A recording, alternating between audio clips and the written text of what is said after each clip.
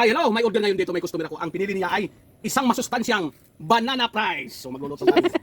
Cheese flavor. Cheese flavor ang gusto ni. Dito ka, pakita ka sa ah. At dito ka sa Tingnan mo. Yan. Nagluluto tayo ngayon ng isang masarap na banana chips. At Banana ang kanyang fries. gustong flavor ay Chinese cheese. Dahil ang kanyang suot ay Chinese dress. Hello, mamaya-maya magmamagic tayo. 5 minutes lang, luto na itong ating masustansyang banana fries. Kaya yung mga gustong umorder dyan habang mayroon pang available, magmadali na kayo. 10 pesos lang po. 10 pesos lang ito, isang malutong na banana chips na Banana chips. banana fries. Banana chip, ang mamanahan na walang ibang nagbibigay dito kundi ang Kayan lamang na matatagpuan dito sa Maison 3, Antipolo, Old Mabuang. So malapit na maluto. Ayan, malutong na siya. Pwede siyang alisin sa init. Dali lang muna. Una-una ito, flavor mo, bibi.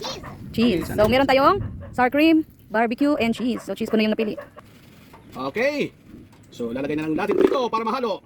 At ang cheese, asan ang cheese? Nandiyan nasa pink. Ito. So, lalagyan natin ng flavor, cheese flavor at wala yung pangsukat. Grabe naman. Cheese. Tignan natin dyan natin mahulog. Yan. At atin lang haluin mani at masarap at malutong na banana fries. Ipikit lang ang ating mga mata. Ipikit at ibuka ang mata. Anong nakita mo? Pagpikit mo.